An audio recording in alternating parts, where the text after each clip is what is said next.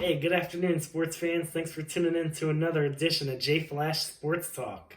Got a lot of exciting games to talk about this week, as I was on the edge of my seat for most of them. First game I want to talk about, I also went 14-1 in my projections, my football picks this week. The first game that I projected correctly was the Chicago Bears beating my New York Giants. Mitchell Trubisky threw two passing touchdowns in this one. David Montgomery had 82 rushing yards and one receiving touchdown. He had 3 catches, 41 yards. Saquon Barkley was the talk in this one as he got hurt in the second quarter. And he tore his ACL. It's been confirmed he's out for the remainder of the football season. Tough for the New York Giants. I speak volumes how rough this one is. This hurt a lot. Like, it's his second straight year he's hurt, and now he's out early on in the season for the remainder of the season. Come on, man. We need to figure something out so we can win some football games this year. However, congrats on the Chicago Bears to move to 2-0.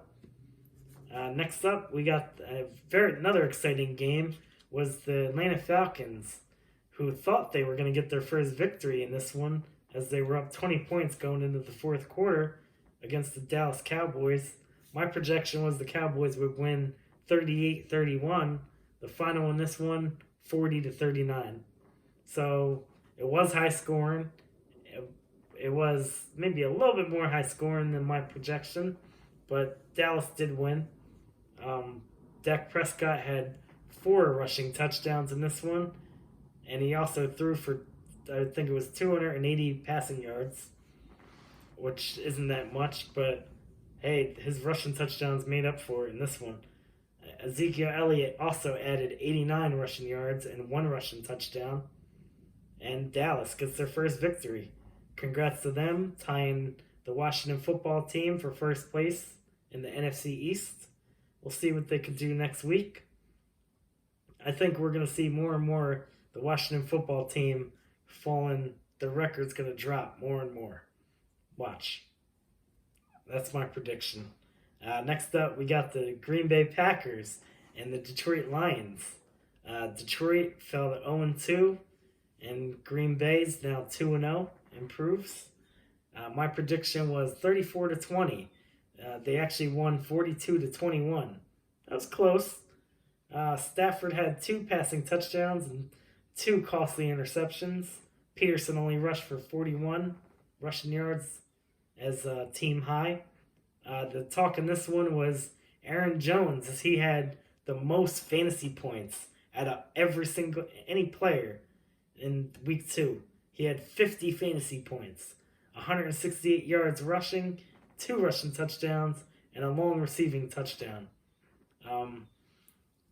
Great job, Green Bay, to pick up the victory for a tough division matchup. Even though they didn't make it look tough, they actually made it look easy. But we'll see.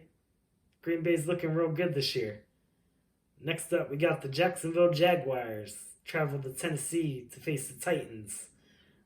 They ended up losing 33-30 to the Tennessee Titans. I did project that game correct as well. I knew Tennessee was going to beat them. They're a tough defense. Ryan Tannehill threw 4 touchdown passes in this one. Derrick Henry had 84 rushing yards, but he didn't have any touchdowns. I couldn't catch a break in this week's fantasy matchup, I'll tell you that. As Gardner Minshew did throw 3 passing touchdowns and 339 yards, but he had 2 costly interceptions that cost his team the game in this one. Tough break. However, on the positive, he does face the struggling Miami Dolphins in this one.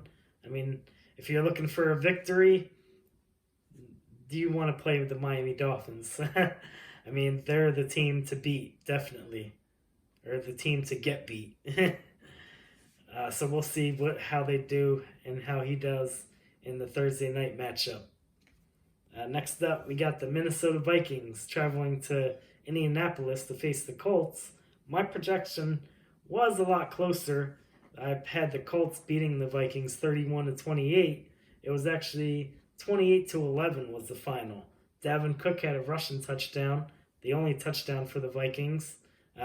Kirk Cousins had 3 passing interceptions, which is why they lost in this one. And Jonathan Taylor had 101 rushing yards and 1 rushing touchdown. Phillip Rivers also threw a touchdown pass, and he had 1 interception. Congrats to the Colts for getting their first victory, and it was at home. Good job. Next up, we got the Buffalo Bills moving to 2-0 against the struggling Miami Dolphins, the team to get beat, as we were just talking about. My projection was 28-10, even though Miami definitely proved to me a little bit wrong, as they only lost by 3 points, 31-28. Ryan Fitzpatrick, tough warrior. It was a battle back and forth, but he did have 2 passing touchdowns, but it wasn't enough for Josh Allen. 4 passing touchdowns, 1 to Stefon Diggs, and Stefon Diggs also had 153 receiving yards as Buffalo moves to 2-0. Tough match next week as they face the LA Rams. They are home, though, in that one, so I think they should still be able to pull off another victory, but it'll be a lot tougher. Next up, we got the San Francisco 49ers. They moved to 2-0 against the New York Jets. The struggling New York Jets, 0-2. As Le'Veon Bell's now out. Could come back, but he's on IR for the moment. Garoppolo had 2 passing touchdowns. He did get hurt, didn't play in the second half, but he does look to be okay for the next week against the Giants. Raheem Mostert also killed me in my fantasy, let me tell you. He had a long touchdown, rushing touchdown, and he had 82 yards rushing. I think their run was an 80-yard run for the touchdown. But he also got hurt in the second half, in the third quarter, and he won't be playing against the Giants. That's probably the only good news for the Giants this in week 3 is Raheem Mostert will be out hurt. I think don't really know how long he's going to be out for, but we'll know more Wednesday.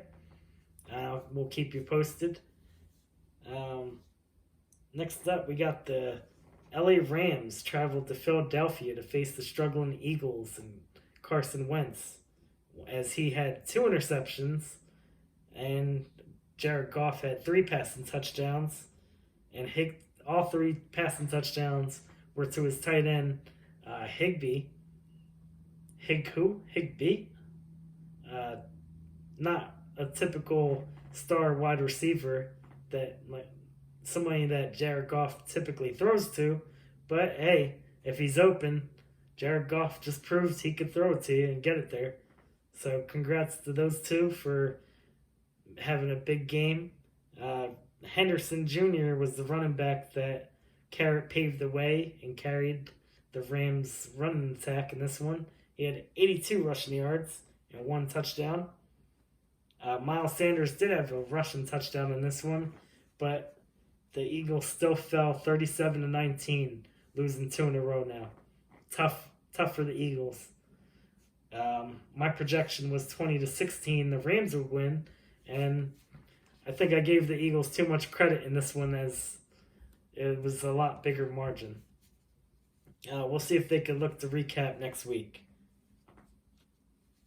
Next up, we got the Denver Broncos travel to Pittsburgh to face that number 1 defense in the Steelers. It was no match for the Steelers, as they went 2-0. 26-21, this game was close, but I picked Pittsburgh again. I'm still undefeated as of right now, talking about these week 2 games. Melvin Gordon did have 70 rushing yards, no touchdowns though, and Courtland Sutton, he had 3 catches for 66 yards, but he left the game, and he's going to be out, it looks like, a couple weeks. We'll know more on Wednesday as well, after the team practices. And He's probably not going to be practicing this week, but we'll know more about his injury. Anyhow, Pittsburgh Steelers 2-0. Good job, Pittsburgh. Denver falls to 0-2. Next up, the Carolina Panthers and the Tampa Bay Buccaneers. My projection was Tampa Bay 30-14. This game, it was close to that projection. The final was actually 31-17. Tom Brady getting his first home victory in his new stadium and his first victory as a Tampa Bay Buck. So good job. Congratulations, Tom Brady. He did throw a touchdown pass in this one to Mike Evans, as Mike Evans had 103 receiving yards and a touchdown. The talk in this one was Leonard Fournette, 100 yards and 2 rushing touchdowns. Came out of his shadow a little bit as a new member of the Tampa Bay Bucks, helping them get their first victory. The story in this one, though, Christian McCaffrey, the number 1 fantasy pick in every single fantasy league around the United States, out 4 to 6 weeks. Tough break for Christian McCaffrey and Saquon Barkley, 2 of the top fantasy draft picks in this year's drafts. Again, that's what happens when there's no preseason and there's limited practice. We're going to see more injuries. We've seen it in the first 2 weeks already. I think we're still going to see some more injuries in the next couple weeks as players try to get in their rhythms and find their strides. It's going to be very interesting to see. And it's also going to be interesting to see who does good that's on the waiver wire that's available in most of our fantasy leagues, because, we're used to seeing these superstars, and now we're going to get to see more of the backups. Next up, we got the Washington football team. They were in first place at the start of week 2. They're now tied for first place as they fell to 1-1 against the upcoming Arizona Cardinals and Kyler Murray. Murray had 1 rushing touchdown and 1 passing touchdown in this one. He did have an interception, but it was enough to get the victory. My projection was 28-17. They won 30-15. So good job. Hats off to Arizona. They now go up to 2-0. They're tied in their division. And Washington falls to 1-1, as I said a couple of seconds ago. Next up, we got the Baltimore Ravens traveled to Houston to face the struggling Texans. My prediction was 38-24 Baltimore. It was close to that. It was 33-16. I actually gave Houston a little bit more credit in the points category than they deserved. I don't know what's going on with Deshaun Jackson this year, but he needs to find whatever he's looking for, and fast, man. They're now 0-2 and definitely in danger of a rough season. Lamar Jackson did have 1 passing touchdown, and Gus Edwards led the rushing attack in rushing yards this week with 73. He didn't have a rushing touchdown. Mark Ingram, I was happy to see that he had 14 fantasy points. Wasn't enough for me. But hopefully it shows signs of light. Definitely. Hopefully he might even be in my lineup next week, being as he had 14 fantasy points. We'll see. See who he plays. Next up, actually I think he plays this team, the Kansas City Chiefs, on Monday night. The Chiefs had a tough game on the road in LA. They faced the Chargers. Rookie quarterback Justin Herbert got his first ever NFL start. Threw his first touchdown pass. He also threw his first touchdown interception as well. Eckler also did have 93 rushing yards to add to that, but it was a good game, and they played the defending Super Bowl champs tough, but between Tyreek Hill, 5 catches, 99 receiving yards, and a 54-yard touchdown pass, or a touchdown catch on his part, and 2 touchdown passes on Patrick Mahomes. One was to Kelsey. It was no match for him. They did take him into overtime, and I was on the edge of my seat in this one. I did project the Kansas City Chiefs to win, and they did 23-20, going to 2-0. And I think mainly the MVP in this game should go to Harrison Butker, the kicker of the Kansas City Chiefs. He had nailed 2 58-yard field goals and a 28-yard field goal. But the last one, the game-winning field goal, they iced him like 3 times. There was one possible flag, which ended up not being a flag. And then Chargers threw a timeout, or called a timeout, excuse me. And he made them both, like after the timeout and after the penalty. And on the third try, he nails it again from 58 yards. 3 times in a row, he nailed 58-yarder.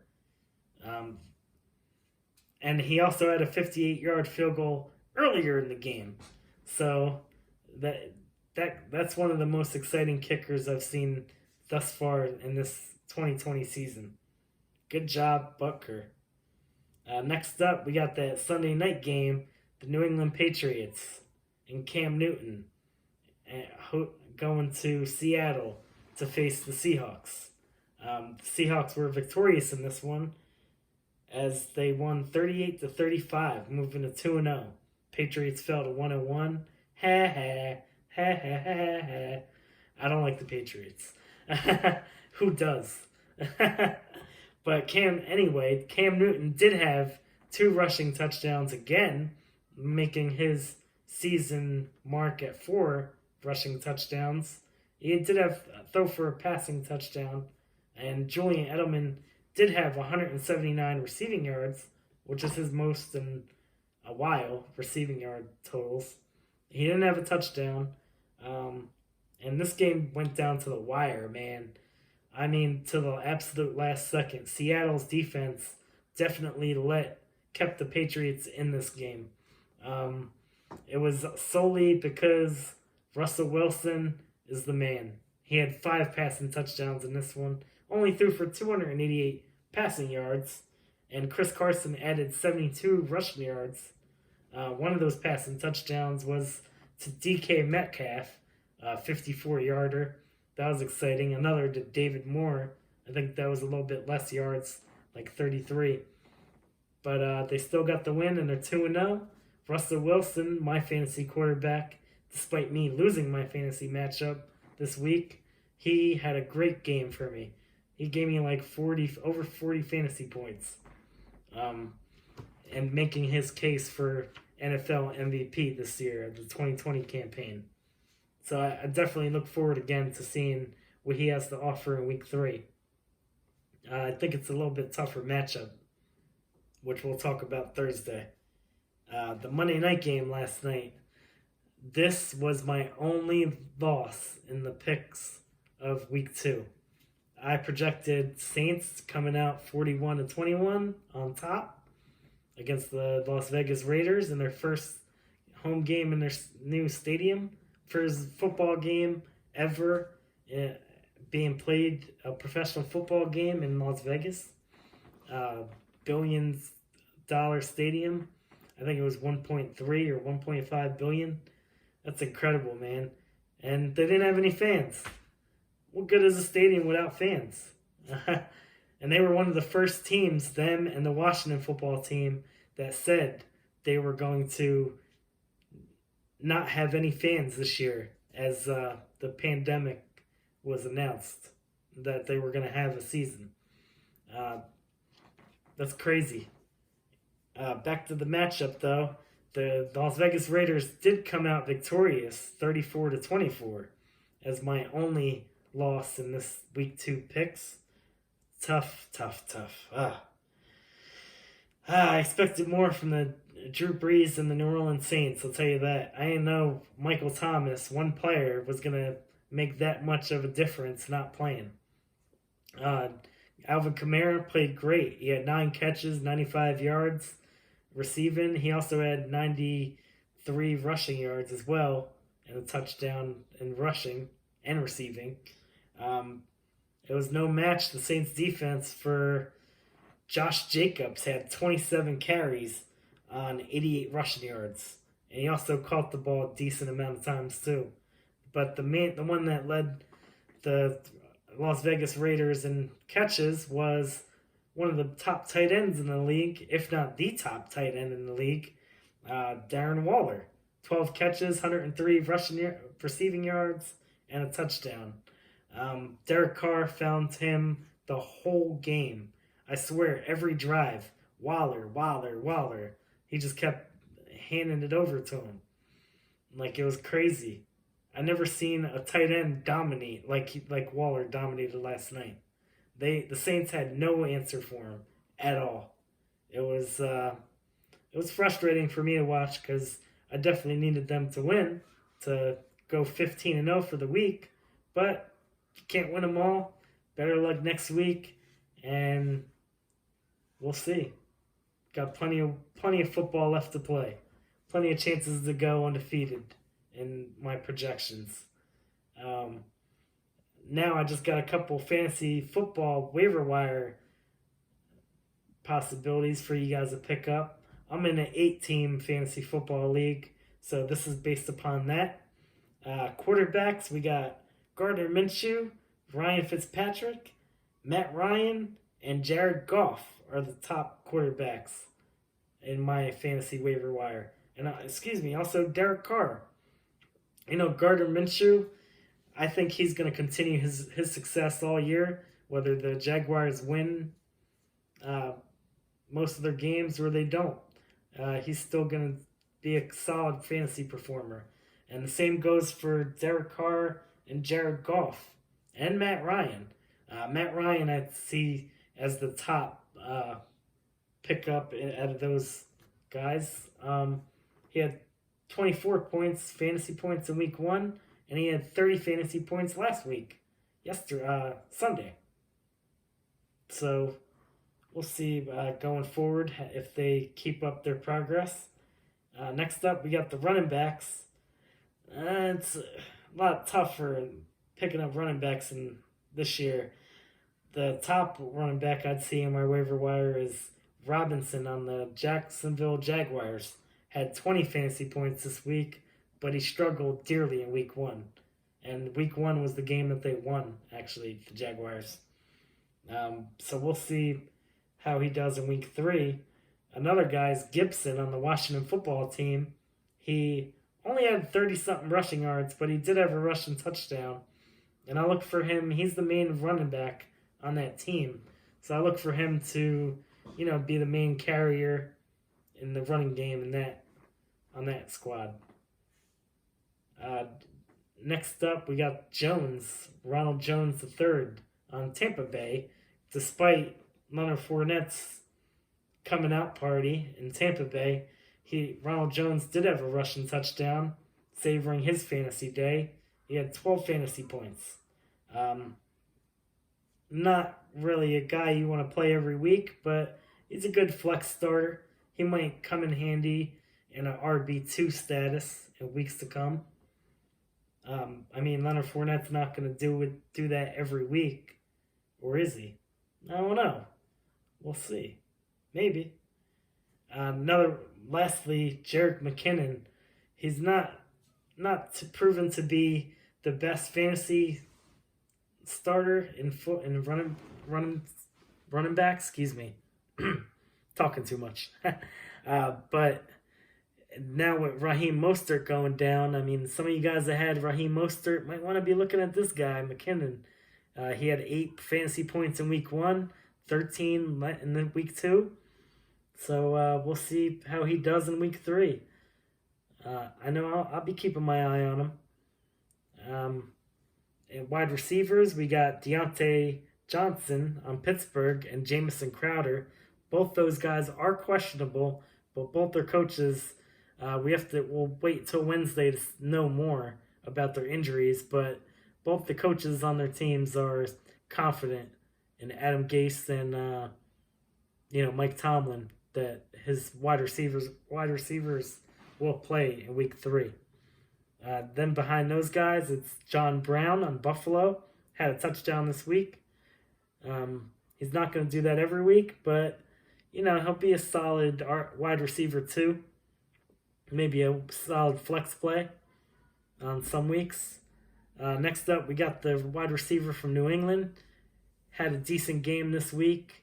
He only had like 5 fantasy points in week 1, but week 2 he definitely salvaged his fantasy performance. I think he's making himself a better target for Cam Newton. And lastly, we got Deshaun Jackson and Russell Gage. Deshaun Jackson, I gotta see more from Carson Wentz before I take a chance on any one of those wide receivers. I gotta say that. I haven't seen much of anything from the Eagles this year, thus far. We'll see how Doug Peterson can pick his team up after those rough 2 first weeks. Lastly, Russell Gage is the number 3 wide receiver on the Falcons. His fantasy numbers are actually up. They're pretty decent, especially considering he's lining up with Calvin Ridley and Julio Jones. He did have 100 yards and a touchdown in week 2. Is he going to do that every week? Probably not. Depends on the matchup. He might be good flex play once in a while.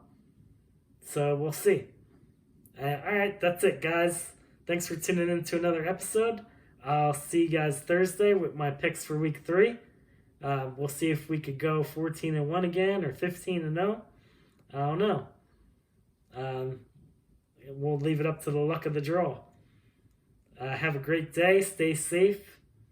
And I'll see you guys later in the week.